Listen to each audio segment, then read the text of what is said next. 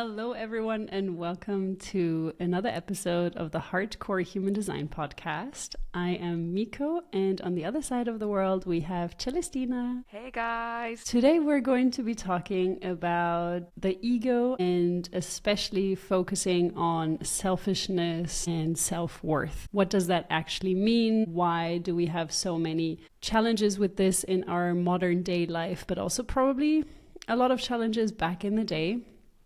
And today we're going to look at how the ego has influenced these viewpoints in ourselves and in others. And bear in mind, we are two ego authorities. So I am an ego projector and Celestina is an ego manifester. So we are going to take on these perspectives because that's what we know and the challenges that we personally faced in stepping into these authorities and really living those inner authorities. So we got very, very helpful constructive criticism the other day, and we would love to invite you guys to also share questions that you may have throughout the episode so we can answer them. So we would like to, I didn't actually discuss that with you yet. I'm here for it. Hit me. But I think a great way, which was recommended to us, was that questions should be asked to us and we can just answer them at the beginning of every episode.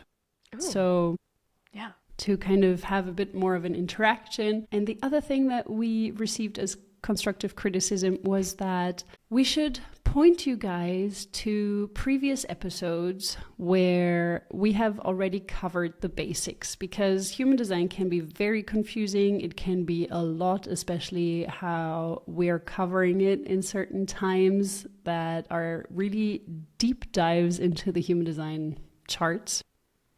If it's any consolation, guys, we have to do a metric shit ton of research to bring the information to you as well. So it's a deep dive for us almost every time too. Just throwing that out there. Exactly. Yes, because even if we know a lot about human design, we need to refresh it as well every time because there's just so much metric poop ton, as you said. So yeah, we totally understand that this can be overwhelming and a lot of information. So if you are new to human design, do check out our episodes 2 to 5. So we have episode 2, the centers, episode 3, the inner authorities, episode 4, the 5 types in human design, and episode 5, the profiles and the lines. If you would just like to understand a bit more of the foundational human design aspects. And as we are covering the ego today in part, so we're going to talk about the defined ego, the undefined ego, and how differently we navigate the world and we encounter the world and things that we should or shouldn't do. And should is going to be a big topic here as well. So if you would like to know even more about the inner authority, the ego inner authority, then do check out our episode 59, where we talk about how you as an inner authority, ego inner authority, get to navigate life in the way that is most aligned with who you are. So making decisions according to your ego inner authority. Would you like to continue? Yeah, so a quick brief intro to the ego authority. If you guys need more info on any and everything ego authority wise, we kind of broke that down back in episode 59. So give that a listen if before or after this. There's really no right or wrong way to do it. This is just a very different topic, but we go into more detail in episode 59 as well.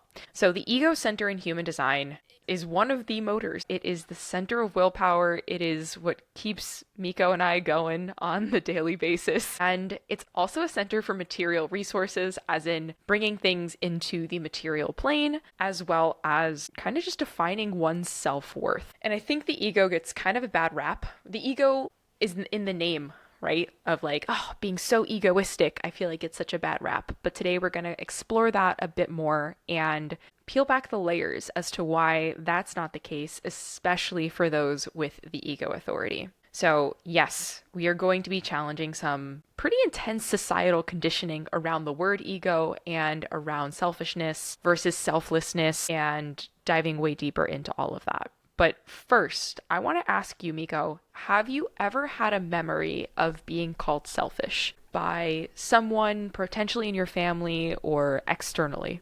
And if so, how did that shape your behavior, I guess, or your response to it? So I find this question really interesting because I feel like I have not been called selfish a lot, and at least not in my early life, I would say. So after really stepping into the ego authority, I feel like you can be perceived as more selfish more often. And I feel like when I wasn't really stepping into it, I was seen as selfless, which I may still be seen in some areas, but I have recently received the comment that I'm being selfish in my decision, and I found that really interesting. It has nothing, it has less to do with me, it has more to do with the person that said that.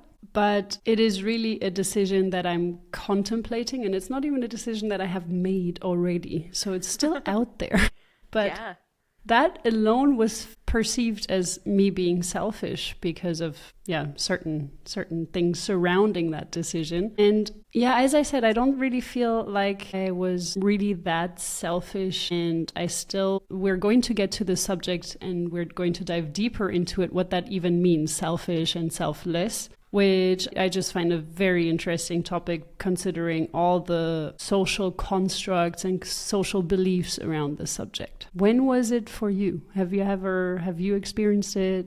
Is there a first memory you had around this subject, or a recent one? No, like a first memory, dude. I was a kid. I was maybe no more than like 5 or 6. And my grandma on my mom's side said, Chelly, stop being selfish. I don't even remember what I was doing. Or like, you're so selfish. And I feel like that really, really transformed me in like putting others before myself. And I still do it. So I think, in little kid world, like that was a significant moment in my life. And I think in hindsight, that's a lot of the conditioning, or I guess unconditioning, that I've had to do around that. And I wonder if that comment hadn't been said, if I would have been able to feel into heart pulls early on rather than not, you know what I mean? Rather than just dissociating from my body.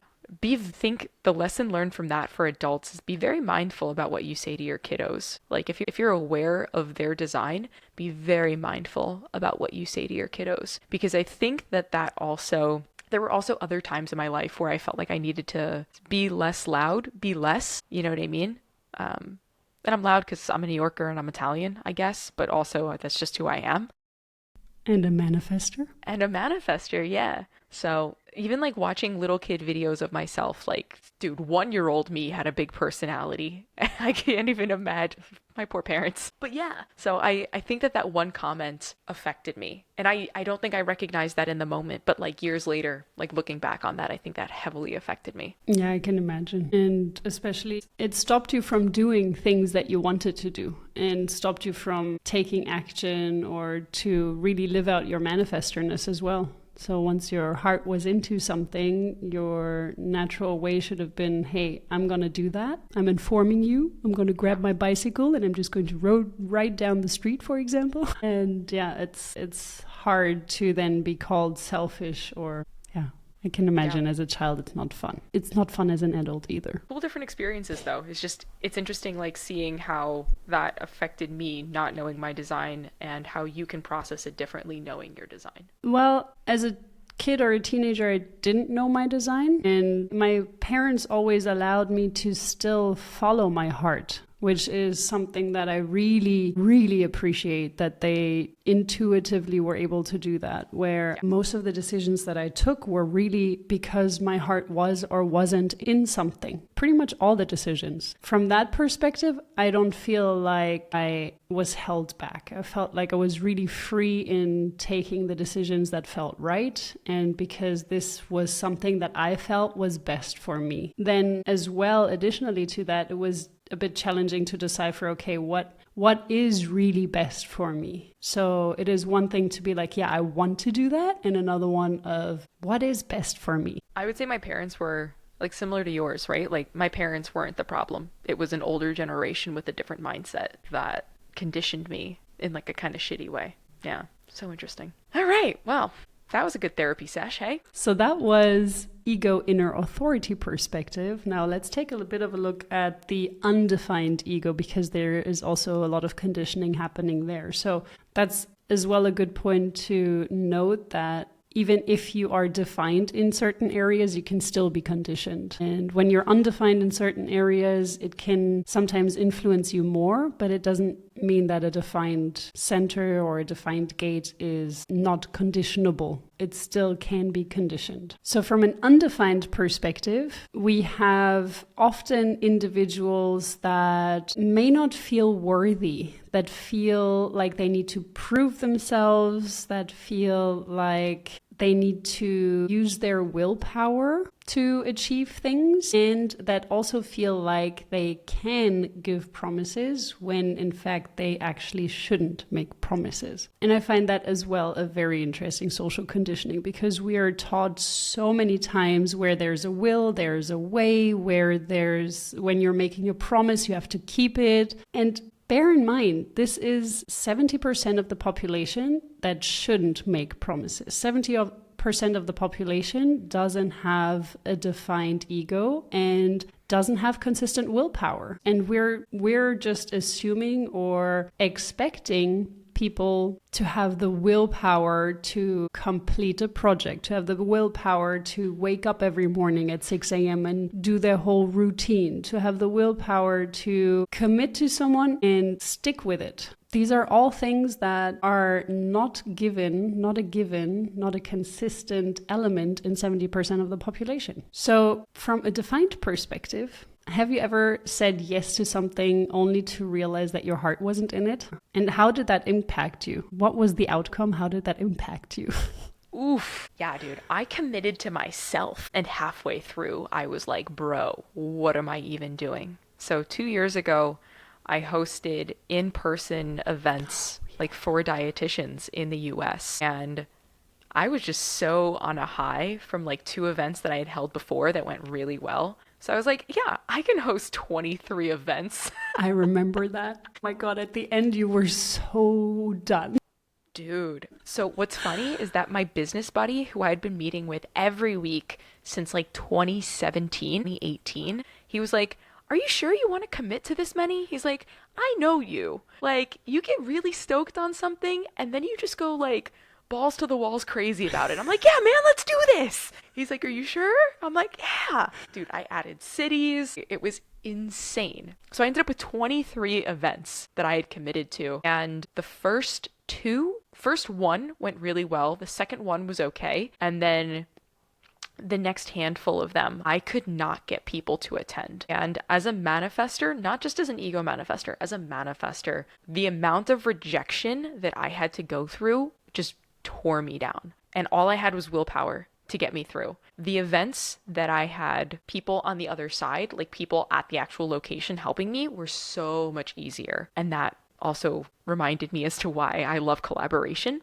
Yeah, dude, midway through this, and mind you, it was like a 6 or 7 month like event calendar. Midway through, I was just done. But I committed to it. I made a promise to my people. I made a promise to the people who paid money to sponsor it, like the sponsors. And I had to, right? Like my heart said that I committed to this and I could not pull out of it. But I can tell you, as soon as the last event happened, which was really good, I think I had like 10 people at the last event. It was solid. As soon as that happened, I went back to the hotel room and I crashed for 3 days. And like I had a trip like planned with my parents for the next couple of days. And I was like, I cannot. You guys can go explore. I cannot.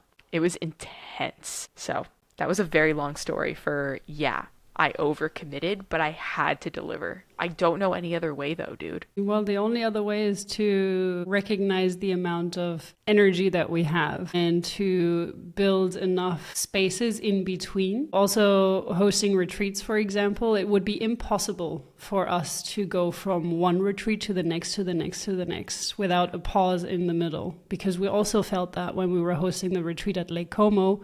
Oh, yeah. After that, we just needed a week, I think, or maybe a week and a half to just be like, okay, we're done peopling. Dude, we need literally to rest. Ended and I just broke down crying. Do you remember? I remember. It was intense. Yeah, it was a lot. And it's, when you're hosting retreats, it's 24 hours on the clock. Yes, you're sleeping in those 24 hours, but as soon as you wake up, you're, okay, what needs to be done next? everything, planning everything and being present and being the best version of yourself at any moment, it takes a lot out of you. So the only thing to do is to be mindful as an ego authority, but also someone that has, well, if you only have the ego center as a motor center, then you are an ego authority. But no, actually, you could also be a splenic inner authority. But apart from that, if the ego is defined, that's the only motor. And if that's the only motor that you have, you need to be really mindful of your rest phases in between. The best thing to do is to recognize that, to set spaces where you can rest and recuperate, and to also not overdo it, because I completely relate to what you're saying regarding when you're stoked, you're all in and you want to do it and you have such huge visions. But that is the emotions that are taking over. And maybe it's also a transit that is taking place in that moment, or you're amplifying someone else's emotions and you're riding the wave, and only to realize that, I can't actually hold up all of these commitments that I made. So I think in that it would be also good to not jump the gun when it's such long-term decisions or things that are going to impact you for such a long time. Even if you are an ego inner authority, even if you're a splenic authority and you have the ego defined, a splenic inner authority can also make a decision in the moment. And then when the event is happening, they can make a completely different decision, and that is still correct for them. So it's just something to bear in mind. Yes, you can make decisions from your inner authority that feel like a hard pull, but it may be a momentary hard pull that you can only sustain for a few months, not half a year, for example. Or even longer.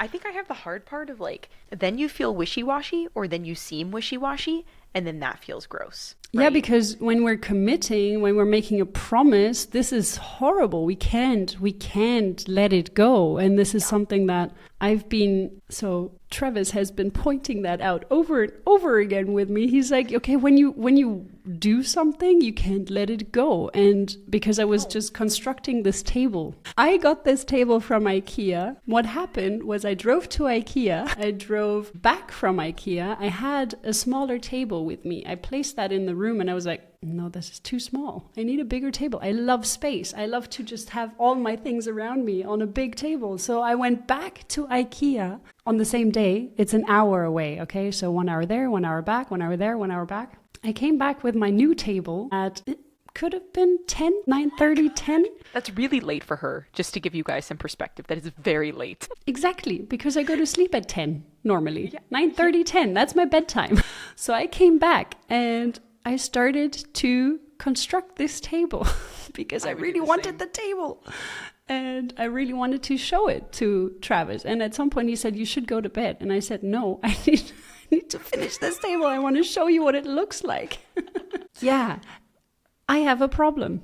I know, but it's a commitment. I feel you do, but I would do the same thing.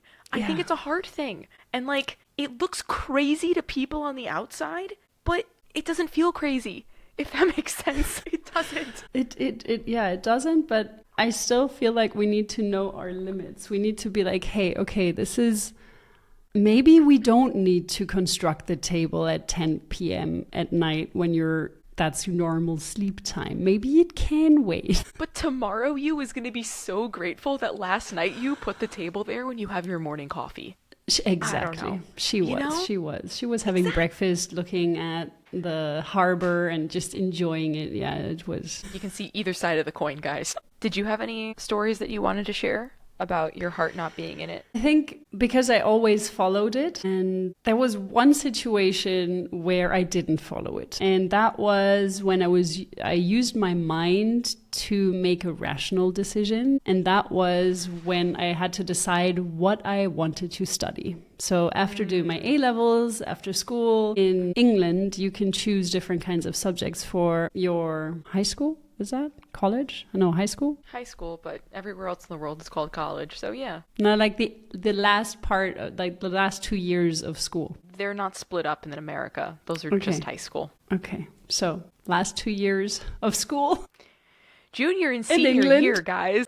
See, I knew there was one. Yeah, but it's not like a different school. It's just those are the... No, but Continue. you call it some... Yeah, you junior call and it senior year. Yeah. Okay, so junior and senior year. Upperclassmen. In England, you have the A levels, which is junior and senior year. So in England, you can choose which subjects you want to take. You don't have to take all kinds of different subjects, like in a German school, where you have to have chemistry and physics and maths and English and blah, blah, and history and whatever. So yeah, you have to have everything in German's classes. All you can do is you can maybe choose, instead of having 3 sciences, you get to go down to 2 sciences. Wild. So German. So German. So in England, you can choose 3 to 5 subjects, which is pretty cool. So I chose photography, I chose psychology, I chose German GCSE, I chose English literature, and I chose, that's it, I think. I had psychology and I thought, okay, yeah, that looks like a subject that I should maybe consider taking, because I had no idea what I wanted to do after high school. I was like, okay, what am I going to do? Am I going to go into the photography direction? Am I going to go into the psychology direction? Am I going to go into the business direction? I don't know. So I felt, okay, psychology is something that you need in every field, no matter what you do. And I used my rational mind to tell myself, yeah, I can't make money with photography. I'm not good enough at photography. And so I'm not going to be one of the 1% photographers that are going to make it. So I said, okay, I'm going to study psychology. And when I went to university in Bristol and studied psychology, I was miserable. Because psychology is, to me, it was fascinating. I wanted to learn about the human psyche. I wanted to know everything about why people decide to make certain decisions and what was the reason behind it. Was it really because you are raised a certain way, or is it genetics? It's the usual question that psychologists are asking themselves up to this day. They still don't have an answer to it. And that is what frustrated me, because there were more questions than there were answers. And then when you study it in university, you start with statistics. And I hated statistics. I hated maths. I hated anything that had anything to do with maths. I wanted to know the mind, the thoughts, the ideas, and not maths. And so after a year of university and being sick for 6 months of that year, I decided...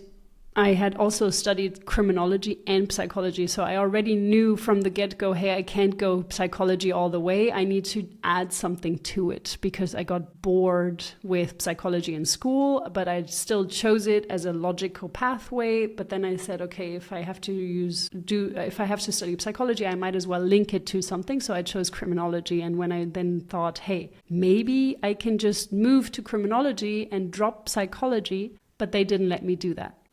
So I would have had to start all over again. And that's the moment I decided, because throughout this year, I noticed how much I missed photography. And then I decided, okay, you know what? I'm dropping everything. I'm going to Florence and I'm going to learn from certain photographers. And then I started to go to photography school. And that filled me so much. So for me, yes, psychology was one of the decisions that I made. One of the few decisions that I made with my mind, my logical approach to life. Long story long.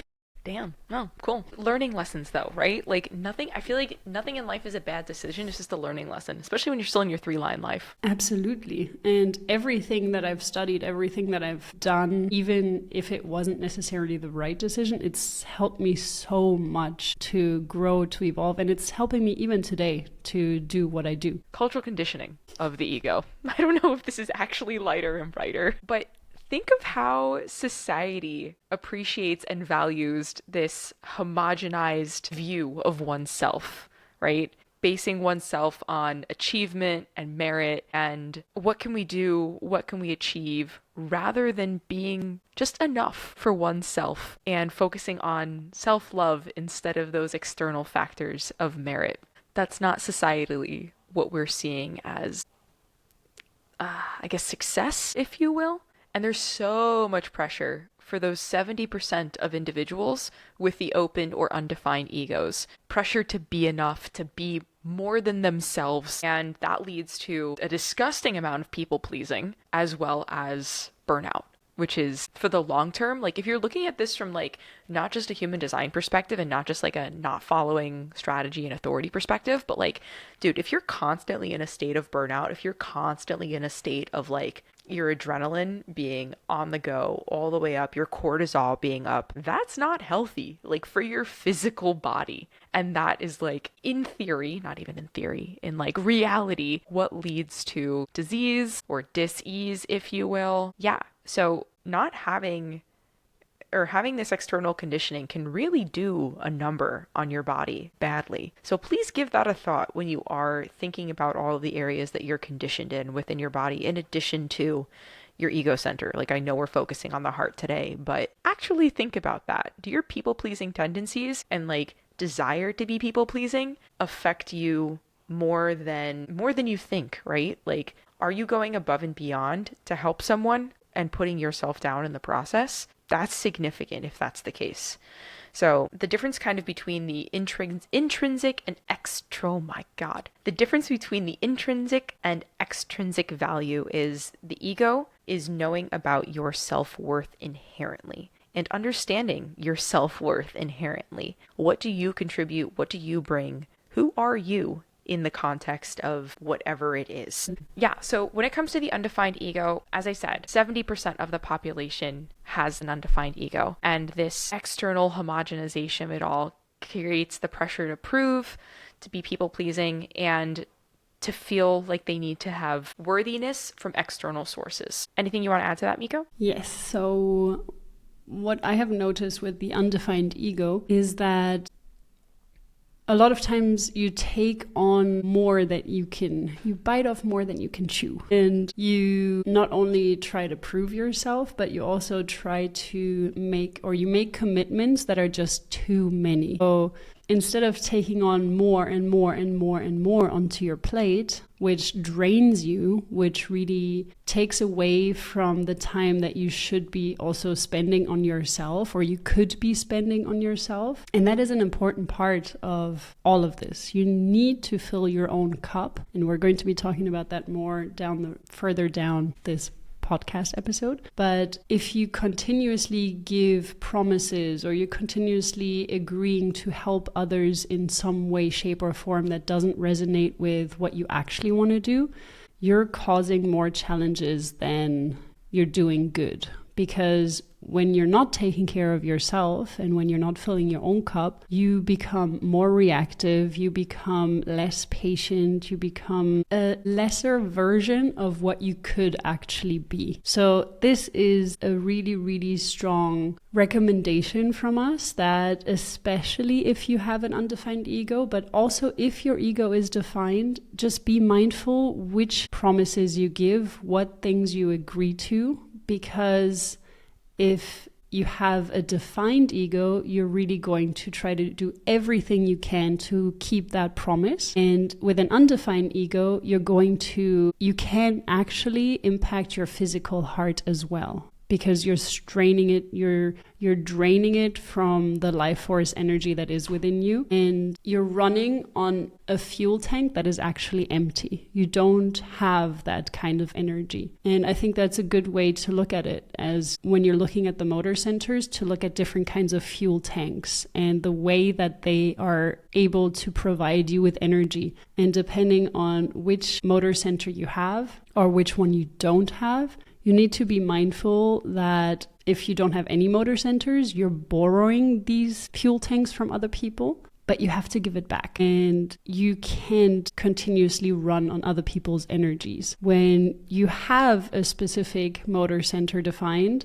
you also need to consider what kind of energy it gives to you. Because the ego has a certain amount of energy, it has a certain amount of fuel in the tank, but when it runs out, it's going to need time before it fills up again. And if you don't have the ego defined, just bear in mind that if you make one promise after another, after another, after another, you're going to burn out, as Celestina mentioned earlier. And from that defined ego perspective, to kind of just round this out, we're here to show love to ourselves first as a defined ego, and not just an ego authority, but having a defined ego. And We have to show that self-love to ourselves first and put ourselves first in order to be able to help others. So please keep that in mind, guys. This is like, actually, if your cup isn't full first, or if your oxygen mask isn't on first, you're not going to be able to help those around you, and you're not going to be able to reach that fullest potential, you know? So please keep that in mind. Also, as far as the fuel tank goes, it depends on how burnt out you are or how far depleted or beyond empty you've taken your fuel tank as to how long it's going to take to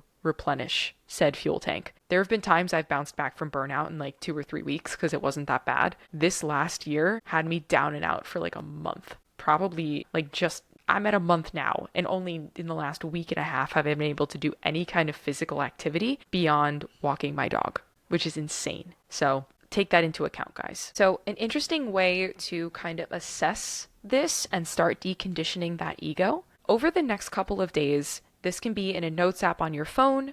Doesn't have to be super, super formal, but if you like to journal, this can also be kind of something that you're doing throughout the day. Every time you find yourself overriding a desire, note what voice did that and what belief it was protecting.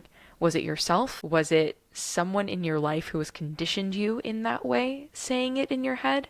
Try and note where that was coming from and where that belief came from. Oh, I really want to do this, but oh no, I can't. Like, was that grandma saying you're not good enough? Or was that Joe Schmo down the street being like, what are you doing, you schmuck? You know, so really try and denote who that voice is saying it and why there's hesitation about following through with whatever that may be, that internal desire. So give that a shot, guys. Yeah, and it could also be even, are you really aligned with your inner authority? Because if you're an emotional being, you could be riding your wave and just observing whether your decision on certain subjects would change depending on where you are in your wave, if you're up or if you're down. It's also a really good practice to just, deciphering what your decision-making process really is, whether it is conditioned by someone or whether it's just that you need a bit more time to make that decision, or whether it is you're taking too much time, if you're splenic inner authority, for example, taking too much time to make a decision and letting your head, your mind come in and try to give you 50,000 reasons why that is a good or a bad decision.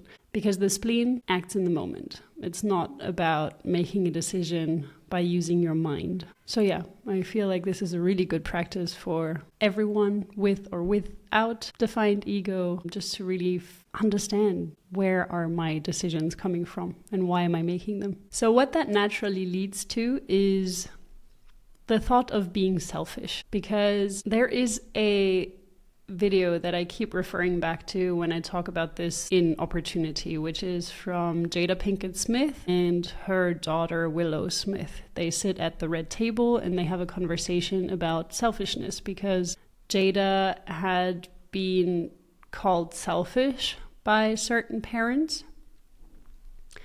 And she was explaining to Willow how it's not selfish to take care of yourself in the morning, for example, to fill your cup with self-care practices. That is how you stay balanced. That is how you have enough to give. And it doesn't have to be in the morning, but she was just referring to it in the morning. It can be at any point in time during the day when you feel like you have a little bit of space. How can you fill your cup from the inside out, not from the outside in? There are certain things that you can also do from the outside in, such as taking a nice bubble bath or buying yourself flowers if that's something you like. But a lot of sip of coffee.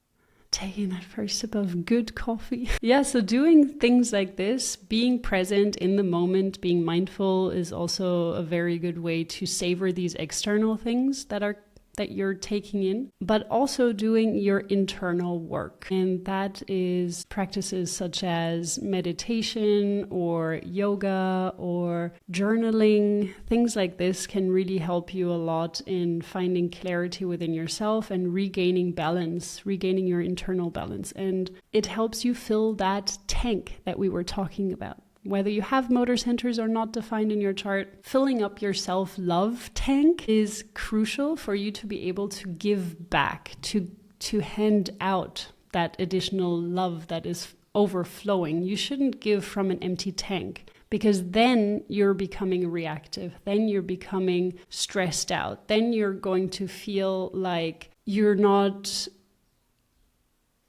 being appreciated for what it is you're doing, because you're already giving from emptiness. You're not giving from overflow. And that is just, wow, I can't state this often enough, how important self-care and self-love is. Sorry. I think that's the essence of the ego itself, right? It is referred to as the ego, and yes, like the heart center, but it's the self-love center, the center where you put you first. And yeah, the question that comes with it is asking yourself, what do I want? And that societally comes across as selfish. But dude, if you're putting yourself first, especially with the defined ego, man, you're going to just be a more well-balanced, happier person. Like you were saying, you fill your cup first and you'll have all the coffee to give all the people. I feel like you need a coffee.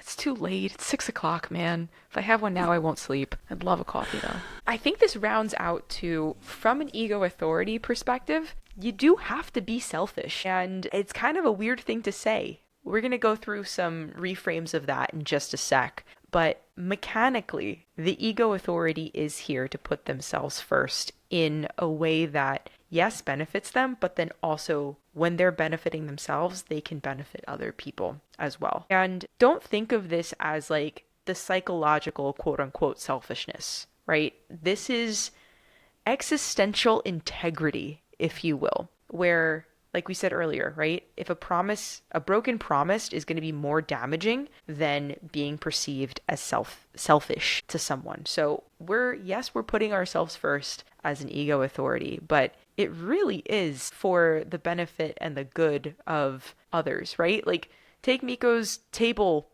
example. She wanted to do it so she could show Travis a picture of it, right? If it was just for you, you might still have done it. Let's be real. You might have done it for tomorrow. But I think when I make selfish, quote unquote, decisions, I usually have someone else in mind as well. Like, yes, it's primarily for me, but I think it's also really going to benefit someone else as well. And they're going to see the beauty in it, or they're going to see, I don't know, something successful in it as well. Yeah, and I think that's also a good point to make, because in our society, when we talk about the ego, the ego, it is often shown in a negative light. But there is a healthy ego and there is an unhealthy ego. And being egoistic in an unhealthy way, that's not what this is about. You're totally right. It really is about covering your bases, or having your basic needs met. That is super, super, super important. And also, I have to say that every time I make a decision that really truly is best for me, it turns out right. Every time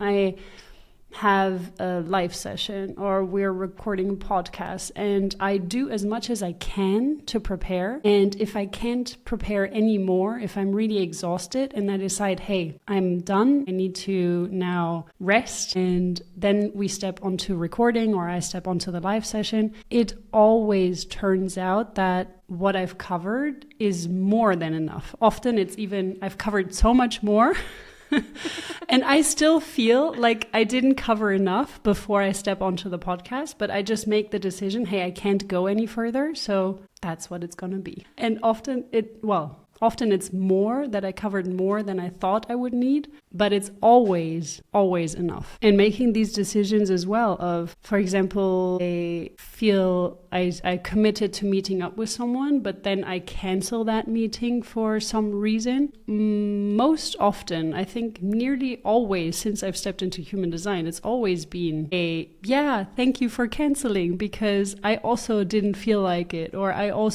something came up or something. It's always like this. So it's a blessing to really step into what is right for you. And you're not only doing yourself a favor, but you're doing everyone else a favor too. So a little bit of reframe of verbiage, because as you guys know, human design verbiage can be pretty harsh. And just verbiage in general can be pretty harsh. So quick reframe of some verbiage of selfish in human design terms. So the conventional view of selfishness is bad. We've kind of stated that already. But if we're reframing this from an ego-centered truth perspective, let's consider selfishness as clarity. And I feel like that just feels so much better than putting a negative connotation on it.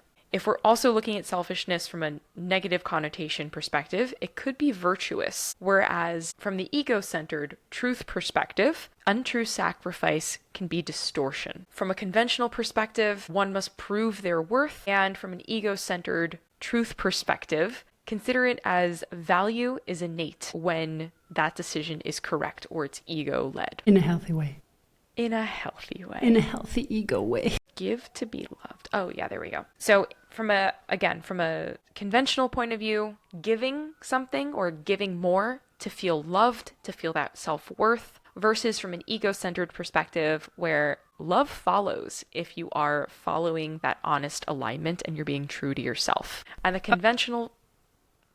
That we need to, I feel highlight? like this needs to be underlined and exclamation marks and everything. Yes, because, my God, this is something, again, going back to selfish and selflessness. It leads to when you're following your inner authority and when you're following your strategy. I don't know why I keep saying it this way around, but it's actually the other way around. When you're following your strategy and then you're following your inner authority.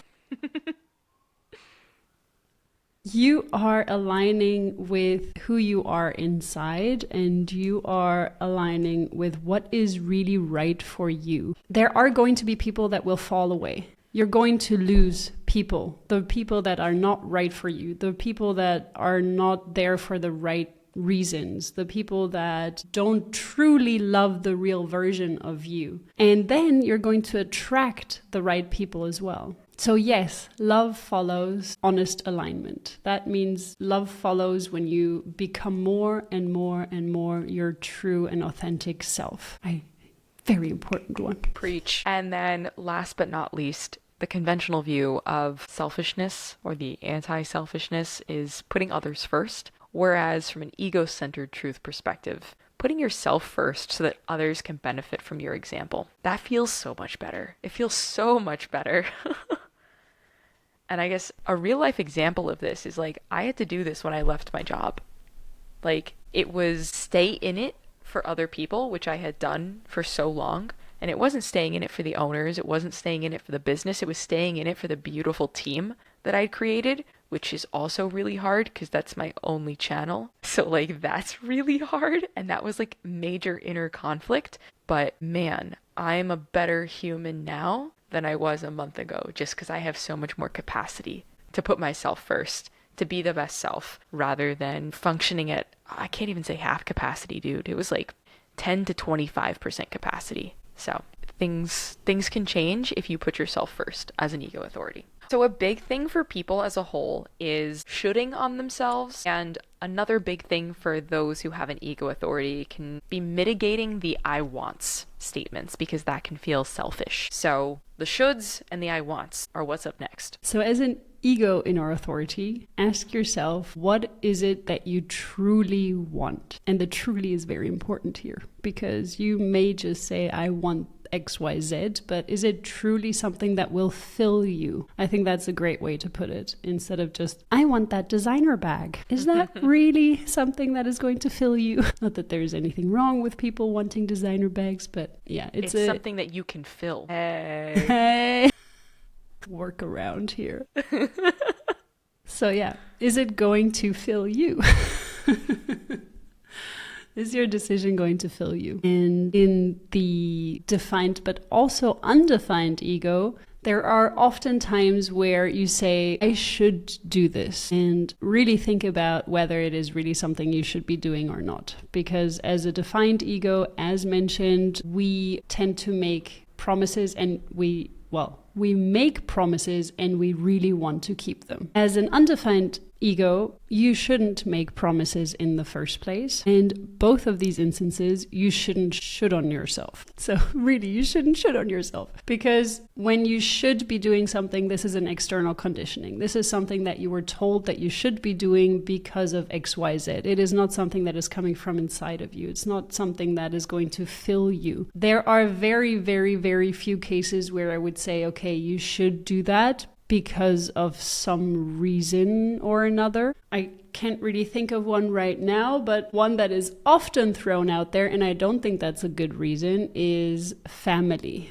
because you've been invited to a family event and it's just the socially accepted thing that you show up there. I know this is going to rub a lot of people the wrong way, especially if you're very tribal in your chart. You're going to often should, in these instances, you should go to that family event because otherwise this person or that person is going to feel offended. When I stopped doing that, I felt an immense relief. And again, it's usually still the right decision, but you need to learn how to decipher your strategy and how to work your strategy properly and how to decipher your inner authority. Because until you haven't figured that out, it's still going to be difficult for you to make the right decisions from an intuitive impulse instead of making the decision from your mind because it's culturally or societally the way that you should be doing something. So maybe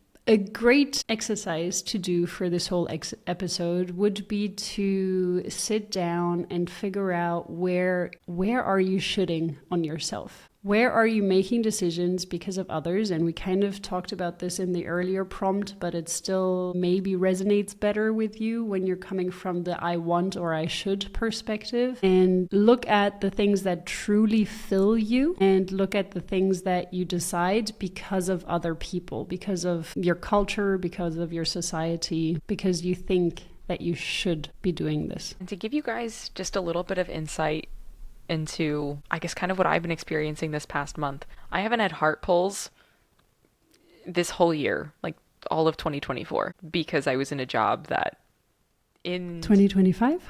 No. 2024. I didn't have heart pulls that entire year. I had a heart pull. What you said this year. Okay, let me rephrase this. Not calendar year, like this date to last date year. So the last time I can remember having a significant heart pull was for the job, like when I got the job that I just left. And throughout that entire job, I had no heart pulls. I was very disconnected from my body. And even now, still, like a month later, just so that you guys know, I have not had a significant heart pull towards anything. My mind is telling me that I need to do something because I'm bored. It's a very weird place to be. And like, even though I want to restart the business that I started like 2 years ago, Luna's Bowl, like for my dog, I haven't had a heart pull towards that yet. Like a genuine heart pull. So this is not something that can be rushed. You'll feel it when you feel it. And I've found that when I need a bit more clarity and I can't connect to my body in this way, that using external tools like oracle cards or pendulums can be really helpful, just to help you gain a little bit more clarity if you're not feeling inside for any reason. Whether you've dissociated for too long or it's just not something that you're super, super clear on. Give yourself some space and don't rush it. Don't push it. Because if you're rushing it and pushing it, it's probably not for you if that's the case, right? Like you'll feel it when you feel it. So just give that a good noodle.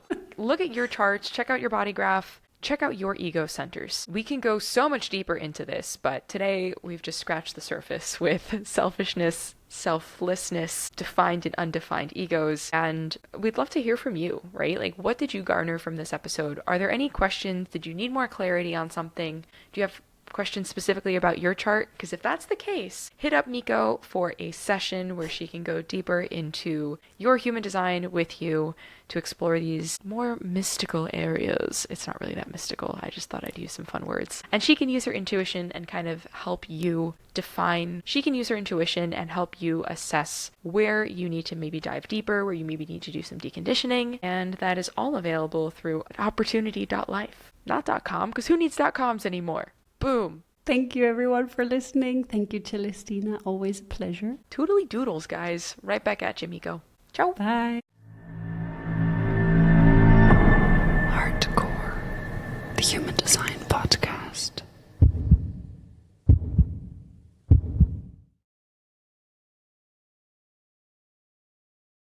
Bloopers. Center for Material Resources. It's also